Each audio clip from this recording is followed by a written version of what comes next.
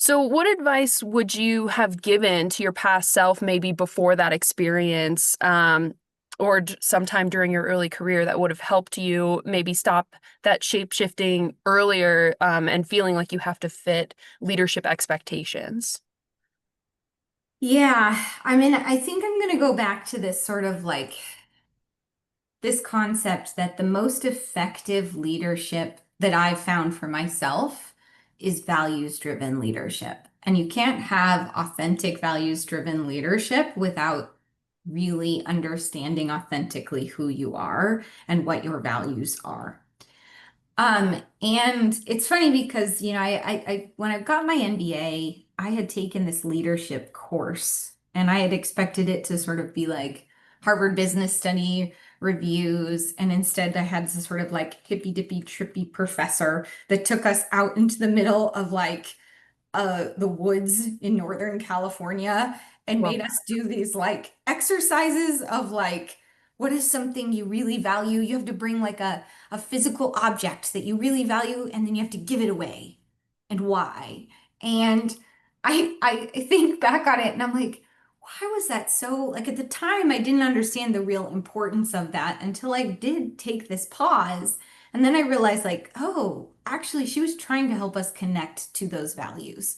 When you have to give away something, whatever you value the most, and you say you're going to give away, is a clear indication, is that truly your value? Where will you draw the line when you have hard decisions? And you can't really be effective unless you not just know that, but feel that in your core.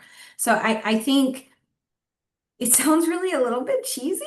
And I hope that like people don't know that, but like it has to start with knowing yourself. So, and not in like a superficial way of like, here's my persona, but like really, these are the things that I truly value. I truly value X. I don't value these things. And once you do, I found that that natural shape shifting technique or tendency will sort of melt away because you're no longer like fitting where the situation is telling you to go. Instead, you're saying, how does this situation map to my own personal like roadmap and values? So, I'm not sure if that's helpful, but like the better you know yourself, the more easy it's going to be to stop shape shifting. yeah. Yeah. So, what are some things that you did to kind of help yourself uncover what those values were, and to know what values you wanted to drive your leadership style? Yeah. Okay. Well, first, okay, I'm a huge proponent of travel, obviously, but it doesn't necessarily have to be just travel itself. It's more about shift in perspective. And I think people get these shifts in perspective in different ways. I think that's why you see this like overwhelming and odd correlation between leaders that do sort of like mountain climbing or other types of like kind of sports where you tend to like hike really high or fly airplanes. I honestly think that it's about value, it's about the perspective shift. So I'd encourage you to sort of like first make sure you have a broad base of perspectives, meaning like if you're a person that has had one group of friends or has like grown up in a particular area of a country or a nation or a region, make sure that you're exposing yourself to other types of people, other places where they think very differently, different languages, different industries. This is one that we can fall into really easily, especially as we get further into our career, is we can start sort of living in an echo chamber of like folks who only think the way that we think. And, so make sure that you have different groups of friends. There's these amazing organizations called Time Left. I don't know if you are familiar with this, but this is not a professional organization, but Time Left or things like them are a really interesting way to meet people that are also really smart, but in very different industries than you. They organize curated dinners and lunches with folks where you go and you just like have dinner with random strangers. And so that could be a really interesting way to change your perspective. That is interesting. I'm gonna look into that later. That sounds really cool. So When you were talking about finding your authentic self and those values that are important to you, that will answer the question of where will you draw the line when you have to make hard decisions. So, Mhm. um, many women feel the pressure to choose between being likable and being respected. Um, I'm sure you've found yourself caught in that tension. How do you navigate situations like that? Yeah. Okay. So if everyone on this webinar has not read, they should. The book Likeable Badass. Um, Excuse my language, but that is a phenomenal resource. And really does talk about this like double bind, and it's a real. So the first thing is that like we have to all recognize it. This is a real phenomena. Society does expect warmth from women leaders at a different rate, and society does sort of assume that a woman that is not displaying that trait of warmth, they assume different levels of competency for that particular person. So it's a real thing. I 100% have had that. I've had people, I mean, I'm blonde. I've been called ditzy. I've been called I've also been called bitchy in the middle of negotiations. I've had people actually I feel like I'm cursing a lot, so I'm very sorry about that. I'm like, oh, that's twice in like just a period of 10 minutes. It's all right. Authentic. Here I am. Sono Siciliana. I'm a Sicilian. Um, for those that don't know, we colloquially used quite a bit of curse languages, words within Sicilian as regular language. But back to the point. The point is that, you know, um, I have been on the brunt of both sides of that. I've been called incompetent because I'm warm, because I say hi, because I'm friendly, because I smile, because I giggle. I have also been called too harsh or not nice words because I'm in the middle of a negotiation and I'm very serious. But I think that that book, Likeable Badass, does a really great job about describing how you can use little tokens of warmth to not just to actually increase your competency like score in the level of folks or in the minds of other folks. And when I look back on my career, I didn't realize that that's what I was doing, but when I read that book, I think it's really true. One of the principles that she talks about is, doing small favors for people to sort of like build up your bank so that people will automatically think of you as like, oh yeah, that person is really competent and really great. How you get people to sort of like you, and then because you're more likable, you already are seen as more competent. And I didn't realize I was doing it, but early in my career, I was just voracious to learn. So I'd be like, do you have something you need done? You want me to do SciPep calculations and look at like sulfur content in natural gas? Sure, okay, no problem. I'm gonna go do that. I have no idea how to do that, but I can do math. So it's just an equation, just one more equation I need to research and learn. And that led to people feeling like, oh, she's competent, she can handle those things. So then when I needed to have difficult conversations and needed to switch more into that like serious tone, I was starting already with a, oh, she's warm, she's helpful. So I highly, highly recommend that book. And she says it way better than I ever could. And it's actually a really practical guide as well. So. That's great. I'm definitely gonna have to check that out. And yeah, I just typed the title into the chat so anybody can look that up. So Yeah. it sounds like something really important that you have been able to do successfully is to stay emotionally connected with your team while also making tough calls and while also being tough. So, is there anything specific that you could recommend or a specific advice you could offer about how to stay emotionally connected while also being really tough? Oh my gosh. Yes. Okay. So first off, we didn't say so explicitly, but like let's be very explicit. The the decision between being either warm or assertive and that you need to be one or the other, or that you need to either be emotional or rational and a good decision maker, both of these are false dichotomies. And the reality is that emotional intelligence improves your ability to perform as a leader. So that's the first thing I would say, as I would say, one thing that you can do to stay connected emotionally to your team and to yourself is to first recognize that your emotion actually isn't the enemy. Emotion isn't the enemy of your decision or of your leadership style. And I think that this idea comes from if you're sort of parroting and looking at someone else's emotional style who isn't leading with that, and maybe you're not also a super emotional person. That's okay too. Like, what be the way you are. That's the point of this talk. But every person, if you're human, unless you're like an AI bot and we don't know it, does have emotions. And so those emotions actually are really valuable to both you and your team. And to stay connected to them, little things matter a lot by kind of thinking of things as head and heart. That's a format, a specific format. You ask for things that I specifically do to stay emotionally connected to my teams.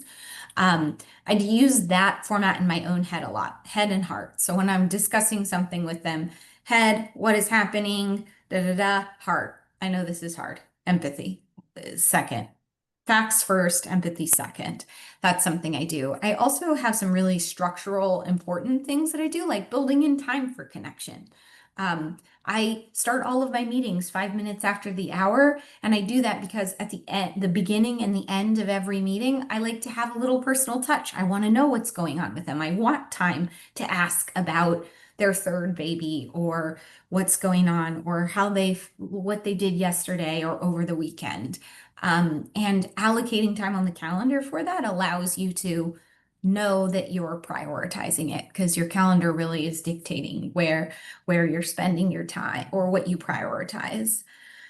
Um, and then I also do team retreats as well. So structured time for the team to connect as well. Those are just a few of the things, and it's a little bit all over. Yeah, I love that. And we've kind of talked about on previous webinars in this series a little bit too about the importance of the building the emotional connection with your team and building the Mhm. trust. And how much that just improves your ability to work together if you feel safe to go and ask these questions, if you feel safe to like pick up the phone and call somebody with a question and things like that. It makes everything so much easier. It runs the team so much more smoothly. So I love that. I think that's great. And building in the time for connection, I think is as a professional chatterbox. I've been called a chatty Cathy forever.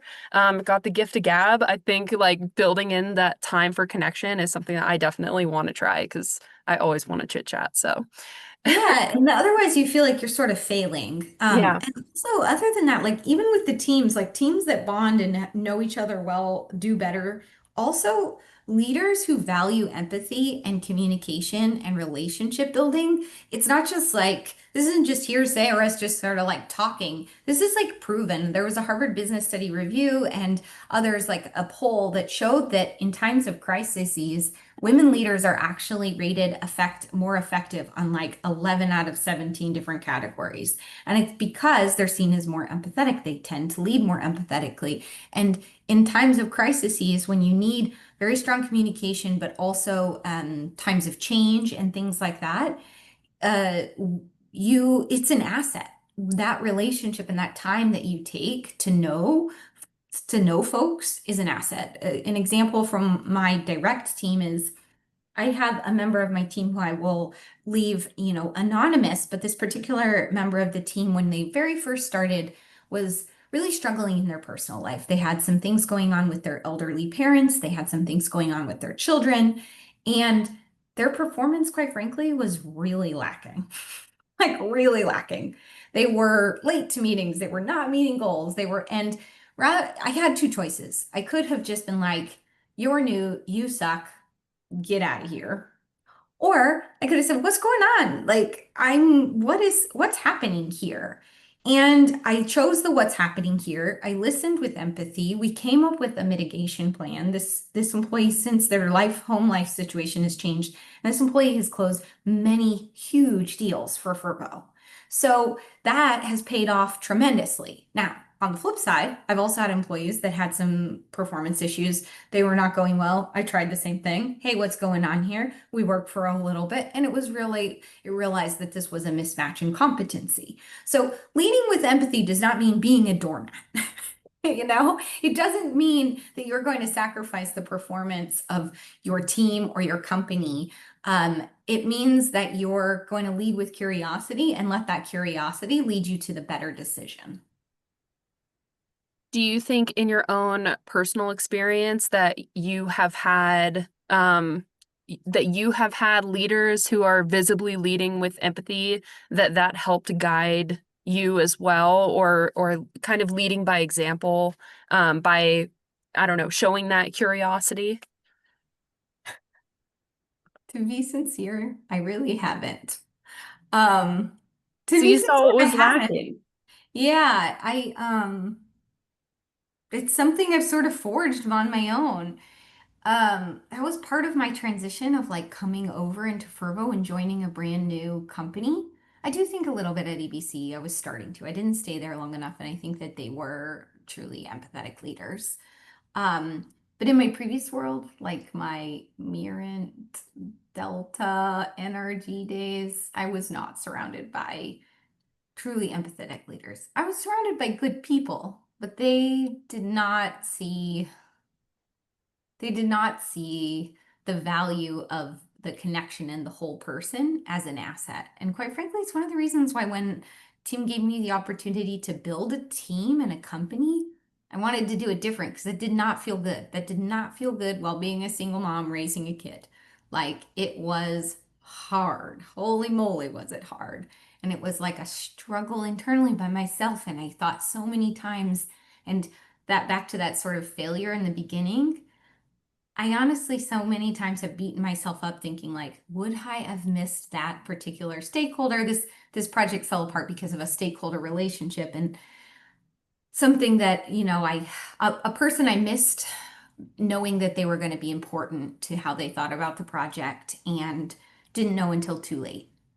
And I like have beat myself up about that a zillion times, but I think about it many times. I'm like, had I have had support and had I have been able to tell people that I was like flying out every single day at 5 a.m.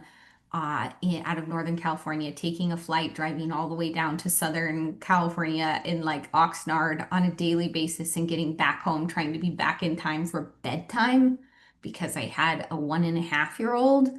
Not a single person on my team had any idea what that was like and what that was included. And had I have had the opportunity to share that with different resources, I think I would have done a better job at my job. And maybe that project would have been successful. But then I wouldn't be the leader I am today because that hard lesson made me realize, hey, this is really important. I can do better when people know if I've got real constraints going on, you know? Yeah. Yeah. And seeing what was lacking and then filling that gap and being that person for now your team that's pretty amazing. So, so it sounds like that was a period of extreme burnout in your life. Yeah. That sounds really, really tough. And burnout is a very real challenge for anyone in leadership, but, um, as you mentioned too, for people with caregiving responsibilities and just in general. So, do you have any practices that you use now that help you stay more grounded and more emotionally resilient and help fight off that feeling of burnout? The continual learning process, that's one thing I'll say, but yes, 100%. I mean, like something ridiculous, like 51% of all women that leave so because they feel stressed about leave the workforce, do so because they feel stressed about a caregiving situation. And in fact, Forvo has had very few people ever leave who loved the company. Like in general, we have a very low turnover rate. But one that I still to this day am like, "Oh, I wish this person would have not left." We had an employee leave after she had her first baby. And I think it was very much due to this exact question. Um, so the short answer is yes. I have had some limited success. I will say this is still a regular topic of me and my executive coach, which is my first point. Support. You 100% need support when you are a leader of any sort who has additional like duties and job responsibilities. You need support. You need support both in terms of your own mental acuity and how you're handling things, processing these challenges, emotions that come up for you personally. You also need like actual physical support. I told you I was a single mom, and I'm still a single mom as an executive of Fervo. And the only way that that has ever been possible and will remain possible is to continue to outsource the things that I need to outsource. And I think that was probably something a lot of people talk about, but it's real. And I think that back to the knowing yourself and knowing your values. Once you know your values, you know the things that you're willing to let someone else do and the things that you really value. Like, I have had other women leaders tell me, like, oh, you should never be driving your kid. You should never be doing X, like outsource this. I had a woman executive who I respect tremendously tell me that not less than 2 weeks ago because I have a 11-year-old, 12-year-old now who is basically a professional little soccer player, and he plays soccer literally 6 days a week. A lot of driving. And I realized that when she said that, I bristled because I was like, I don't like that. And I was like, why do I not like that? I don't like that because I value connection with my son. And if anybody has preteens or teens, they realize that it's kind of hard to get captive audience with them. Pretty much the car is my only time. So that's an example of an activity that I won't outsource. I won't outsource driving to certain events with him because it's an actual meaningful connection time with him. Now, I've outsourced everything else. Someone else cooks. I have meals that are delivered to our place through one of those like meal prep services and deliveries. While he was very young, I had an au pair who would do a zillion other different things. I am probably Instacart's biggest provider. I do not grocery shop at all. Like these things you can do. So I'm still on point two of support. But my third, and I think probably maybe my biggest thing that I'm learning recently, and I will say that my job at Fervo is even a step up for me in terms of times and demands on my life, is I've learned to think about work-life balance kind of in the antithesis of how many people do. I'd always heard, oh, you just have to be better at balancing. I've heard this advice before, like outsource, do this so that you can be better at balancing. I think that the idea that work-life balance exists is hogwash. It does not exist. I think that actually, as women leaders, we have a little jar of marbles. And we have a certain jar, and everyone's got a jar, and that is our capacity. The number of marbles that we have is the capacity that we have to do things and do things well. And it's the biggest fallacy, I think, of our generation that people have told us that we can magically multiply those marbles. That doesn't exist. You don't magically multiply marbles. We're not magicians here. We have to be the same, like adhere to the same principles of physics as the rest of the world, including men leaders. But what we can do is we can recognize that our personal life and our work are two sides of a balance. And that part is true. And we can recognize that at certain periods in time, more of our marbles need to be up on the work side. And at certain times, more of our marbles need to be up on our family life side. And so what I've realized recently is that to really master work-life balance doesn't mean that these things are equally in the level. And I was forever trying to make them equal. They're never equal. And if you think of it that way, you will constantly feel like you're failing because you are.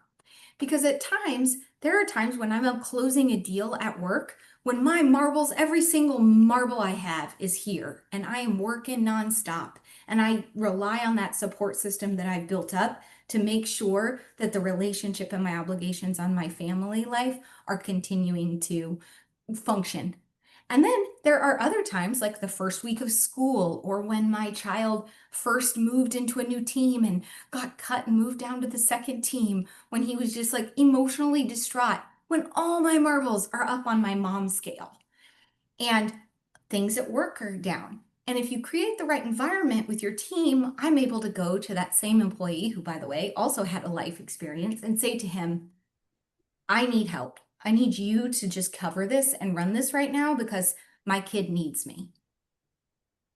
And when you think about it that way, you're all of a sudden able, it's not like it's easy, but it's you stop feeling like you're failing on a daily basis. Mhm. Anyway, that was a bit of a rant. I guess that's the point of this. I don't know. This is a very weird experience for me to show up and just talk with no notes. I think that is the point of this, and I think it's great. Yeah, and I totally agree. It's very difficult for those scales to ever be completely in balance, and yeah, it is. You know, I relate to that so much.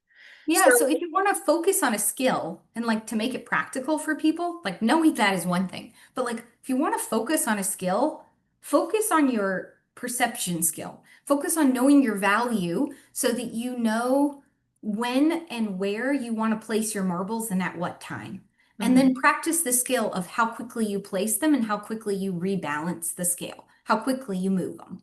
Like that's the stuff in your control. You're not in control of doing more all the time and everything perfectly. But you are in control of knowing what you care about and knowing how and when you want to transition and how quickly and how much guilt you don't give yourself for letting the other part of the scale go down. And that's why I say make sure you have a resource like a coach or a support system because you will, especially if you have constantly thought of trying to keep them all both up here at all the time. The first time that first scale drops down, you're like, oh my God, I'm failing, I'm sucking. Oh my God, oh my God, oh my God. Believe me, you will. so when we were talking the other day too, you were telling me about how I think there's like some statistic on like more women are more likely to self-select out of leadership. And Mhm. I think a part of that could be because many women have caregiving responsibilities. And people with caregiving responsibilities, as you have kind of laid out, is very challenging to balance those scales. So, is there anything you can think of that, in terms of actual structural changes by a company that can be done to better support working parents in leadership? Oh my God, yes. Yes, I can because we're doing them at Fervo. And I think we're continually surveying our employees. We do this at least once a year, sometimes multiple times a year, to see if they're working. But I'll give a few examples of some of the ones that we have implemented and the ones that I think are most successful. Because you're right. I mean, energy is among the least gender diverse sectors. Oh my gosh, 20% of the workforce only is female, and of that 20%, like less than, I think, it's been a while since I read this, but I think the EIA said like 14% or something are in senior roles. So definitely true. Um, so on to the practical things a company can do to help. Um, One thing a company can do is first and foremost, they need to make sure that their policies are set up in a way that are inclusive. I think that's kind of the first place that a lot of people will start with, and some companies are not even doing that, but that's the bare minimum. You need to have like equal parental policies. You need to have a flexible work environment. You need to make sure that you've got protections for bereavement or other things. Make sure that like your caregiving policies and things are inclusive. That's the bare minimum. But really, if that's all you do, you're not going to create an environment where people feel like they can be successful. What you also have to do is you have to institutionalize the culture of allowing people to have that flexibility. And what does that look like? Okay, number one is you need to have other visible leaders that have caregiving duties, and then those leaders have to talk about their caregiving duties. I told you for most of my time at NRG, I never once mentioned my son. I didn't have a picture of him on my desk. It felt weird to do so. Now you go in my office and it's there, and I call my son Fervo's first kid, and we even did a mandatory training where my son did a little rap song about the midterm reliability decision. We have a pets and kids channel at Fervo where people regularly post, and if they're not, as senior leaders, we encourage posting by like, let's see those first day of school pictures. What's everybody got going on? Who's got the cutest like weekend photo? You have to give visibility to those caregiving roles. And another thing you can do to encourage the culture around that is ensure that when folks are having major life events, that you're, with their permission, allowing that to be like shared within the culture. So, that back to that experience of a team member that was having, essentially a death of an elderly parent, an ongoing death of an elderly parent. And with that employee's permission, I shared that with the team so that the team could feel like, oh, I know why I'm absorbing this additional work. And then that meant that the next person, the next time someone else had something where they had something else going on with their kid, they felt like they had the space and the culture to ask for that support again. Um, so unfortunately, that's not like like oh, just drop this policy, implement it, and it's all good. It's a policy supported by all of the visibility of leaders and then daily actions that build a trusting culture where that is institutionalized into the way people actually do their work. Yeah, yeah, that I mean that is like a great example, and definitely something more cultural, as you've said, that it takes time to build, and an ongoing effort to build that. So um I think at this point we have about 20 minutes left, and I want to open it up to Q&A. So if anyone wants to ask anything, or if you want to add anything, and if you want to talk about your own experiences and get insights from the group or from Dawn, please feel free to do so. Just unmute yourself, or if you want to drop something in the chat, feel free to do that too. So, Exactly. um, but I guess I will kind of kick off the Q&A too. And I want to ask you if you have one piece of advice that you would give to women who are early in their leadership journey. Ooh, yeah. Okay. One piece of advice is hard because, as you can see, I It can can also, be multiple, I just know as I'm like, you can see I can be quite verbose as well. Um, okay. I think my one piece of advice is, okay, I'm gonna give two because I just can't. I can't give just one. Um, I want to hear it all. Let's okay. So my first is that um you should define your success on your terms. I think early in my leadership journey, so much of like the churning that I felt early on and dissatisfaction or sort of like beating myself up was because I hadn't really defined for myself what I thought I was really achieving for. I was like achieving for what other people thought of as success. And in that particular company, it was like always being available, always this. And when I realized that, like, actually, I care about efficacy, and efficacy doesn't mean I have to be available 24/7. It means I need to have like solid, sound decisions that I'm steering the ship. Like, if the ship is going off course and I'm the one that points out that we're off course, that's success to me. Because of then, if I indirectly get folks to right the ship, that is leadership. Um, so I'd say like take real purposeful time to know yourself and then define your own version of success. And I don't mean in terms of like what people say about like write out your 5-year plan of where you want to be. I mean like the day to day of like what does like being a leader, a good leader mean to me?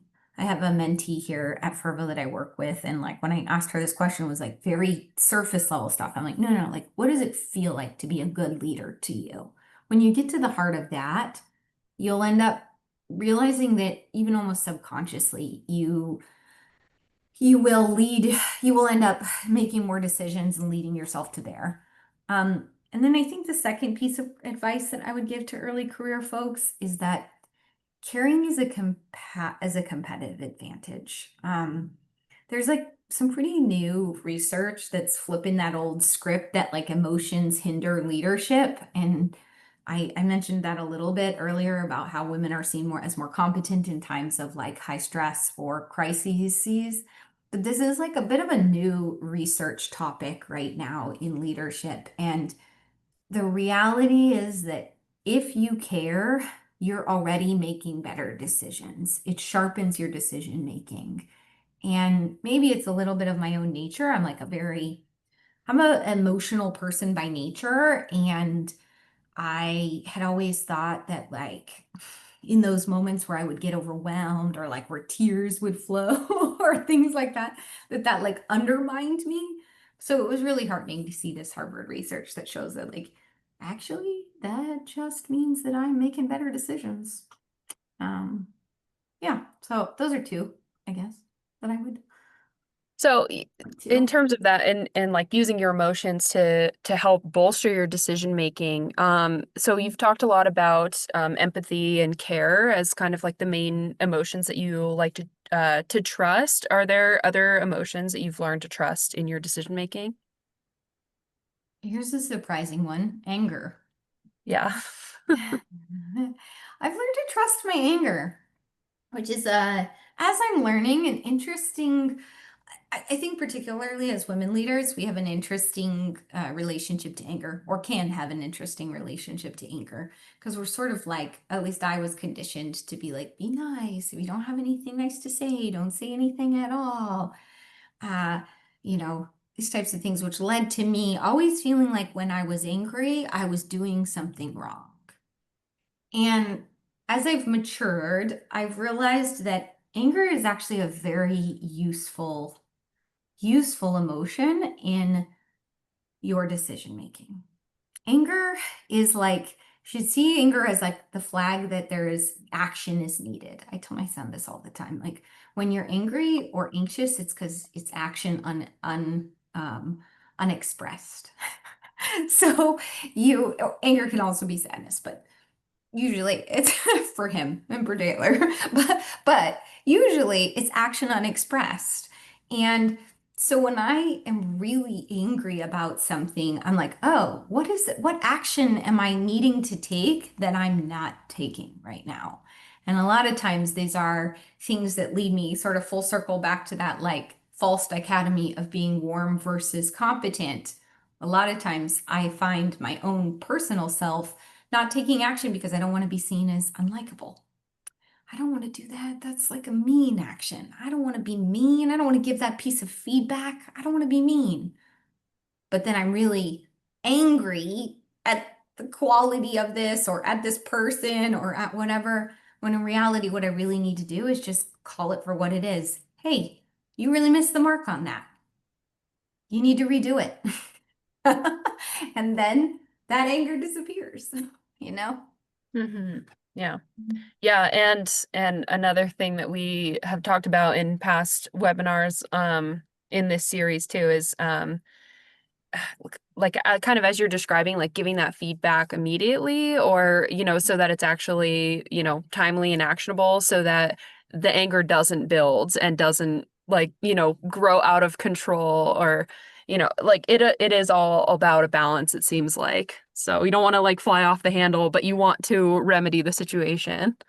Yeah, exactly. It's and if you can shift it to away from like thinking, and this is what I do personally. I mean, I don't know, this may or may not be helpful for other people, but like I think I also kind of back to my own personal values. I think of myself exceedingly as like a very caring person. I care about my work, I care about my family. I'm a nurturer. I love to I love to cook pasta, and I'm a smother, according to my son. I like to smother him. And so that gets in my way when I'm thinking about giving feedback to someone because it feels uncaring. And when I realize that leadership is not about like being in charge, but taking care of those in your charge, and that if you are to take care of someone, it's not caring or kind to let someone have a false belief that they're doing well and they're not.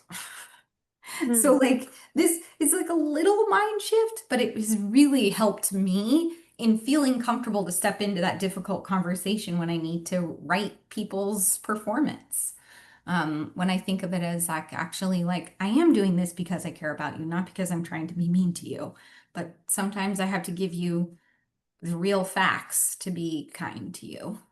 yeah. Um, which is another thing that I've sort of like I've replaced the saying like don't say anything unless you have something nice to say in my own head as to when I feel that anger or I feel a need or an action expressed instead of saying like, oh, it's not nice. I say, okay, that is maybe a harsh thing, but is it kind? Is it necessary? And do I need to say it in order to achieve our business objectives? That's Mhm. kind of the same thing as is it necessary? But if it's those things and it's not kind, but it's necessary, it's part of my value system to make sure that I say it. And then I feel good about it. I don't feel like I'm being too harsh, you know? And then that comes across in the way I communicate with folks too. Yeah. Yeah.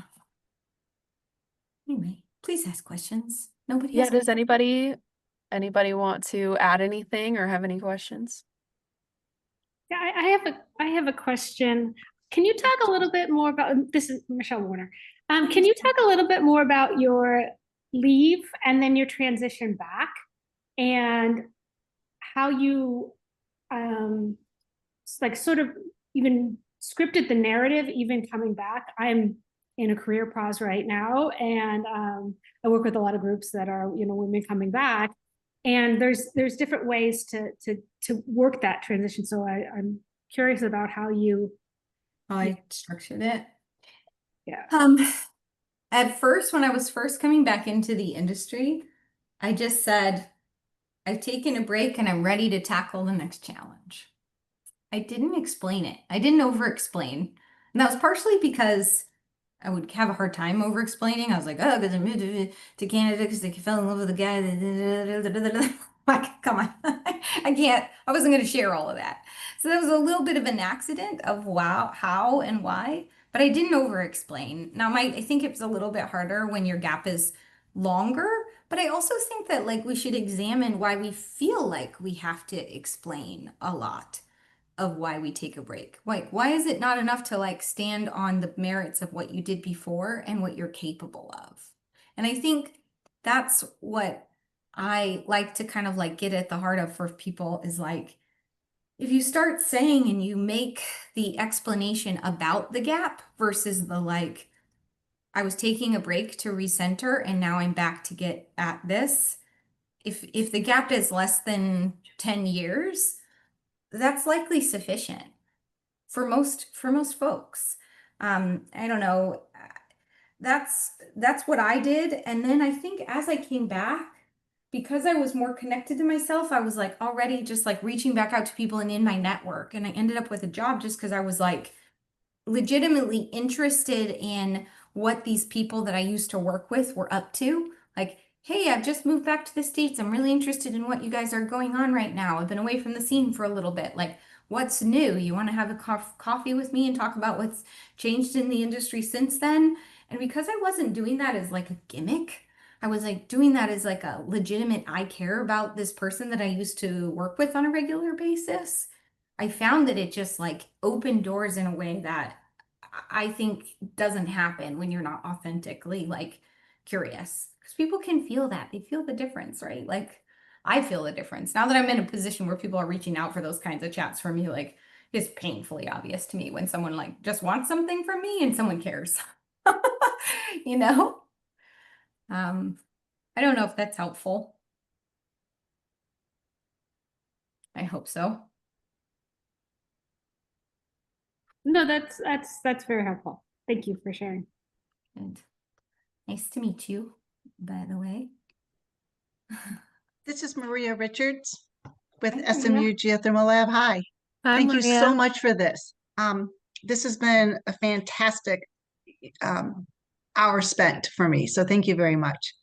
And I guess my question is, I'm somebody who works with a lot of young people. I myself am towards the end of my career, and I'm aware that they come in with such different expectations.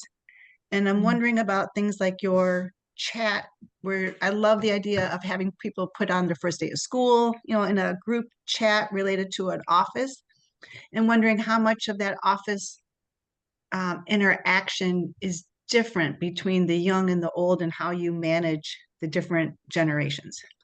Oh, yeah, that's very good question. And there's actually a lot of leadership science around that, and it's a real phenomena as well. It is different. There is but I like to think of it in terms of like a cultural norm rather than just an age, because there is generational differences in the culture that we bring to with us to work. But when I think about it, I think of it in that terms of like, what culture and background is my team in particular bringing to work that I am either trying to cultivate or I'm trying to show them and reprogram, or help is not helpful and it's not the way that we do work. And so my team is actually quite diverse in terms of those cultural backgrounds and differences. I have some folks that come over from utility scale and are on the older spectrum, like certainly of a generation that it would be very weird to share your personal life at work.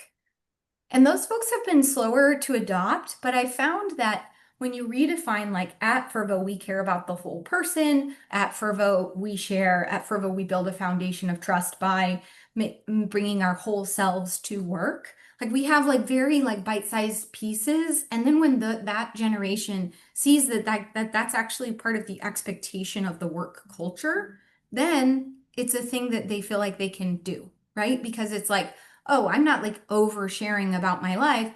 I'm fitting into the work culture. And I get to still personally decide what level I'm going to share. So this person does engage more in that. I don't know that they've ever shared a picture of their child, but they engage in the before and morning chats and at the work offsites. They talk more about their little things, and it's a period of time. They get there slowly over time. But as long as you introduce the question in a way that like, it's okay to have differences. It's okay that you have a personal boundary about what you want to share and what you don't want to share. What I'm trying to do is make a personal connection with you, and we can do that however you want to do that. That doesn't mean you have to like share what you're eating on your plate or an embarrassing picture of your child's birth or something. Like that's not what you have to do. But but I want to know you. I want to know more about you. What do you feel comfortable sharing? You know? Yeah, similarly at Ormat or just within my team, the exploration team, we have a group chat that's just called Happy Hour. And it's like whatever you're happy about that day. And so, I mean, a lot of times it is people sharing like first day of school pics or like, something cute that their kid did over the weekend. But also a lot of times it's like, one of my colleagues has chickens, and so she'll send pictures of like her chickens hanging out in the sun, or like a beautiful bike ride that someone did after work. And it's just a Teams chat, and we have it active all the time. People will send like on a Saturday, like, whoa, check out this sunset, or like, stuff like that. And so it is just kind of an opportunity that is not related to work at all to just share and kind of connect with each other. And it spans many generations and levels of experience. And but it's a great way, like very similar to what you're describing, Dawn. So, and I love it. I think it's great. Yeah, I love that happy hour. Love it. That's cool. Happy hour chats would be great for extended family too. Yeah, Maria, that would be. Yeah. Yeah. Or Does friends any- from far. Oh, yeah, yeah. Yeah, does anybody else have anything that they want to share or ask? We have just a couple minutes left.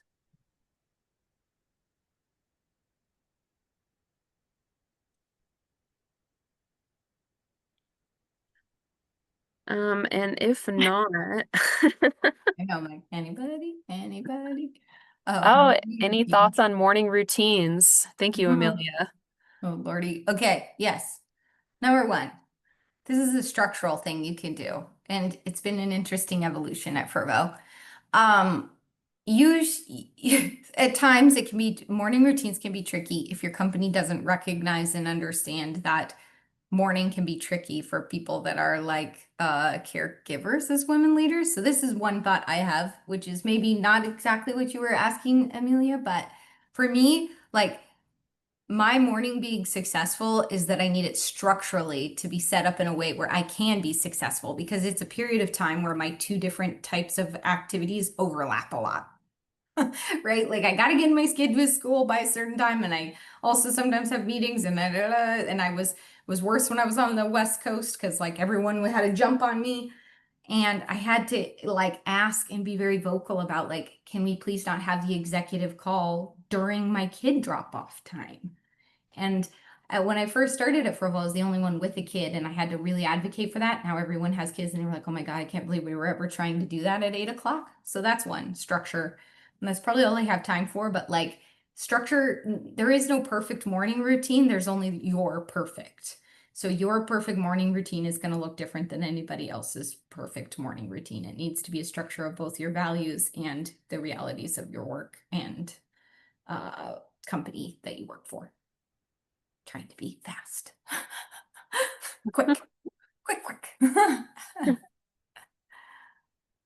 Faith Smith says, thank you for being honest and vulnerable with us, Dawn. And Oh, I echo that. Thank you so much. This has really been so great. my pleasure. Thanks for inviting me to come and just randomly chat. It's like one of my more enjoyable meetings of the day. No, no pressure. Just This has been really fun. And thank you so much for sharing all of your insights and your experiences. I think it's been really valuable for me, definitely, but I think everybody here. So thank you so much. And thank you so much to everyone who joins. This has been another Liftoff with Wing webinar. Our next one, I believe, will be in November. So keep an eye out on LinkedIn for that advertisement. Make sure you tune in and register. And again, thank you so much, Dawn, for your time today. And I hope to see you all at the next one. all right. Thanks all. Thanks for having me. All right, thank you. Bye-bye.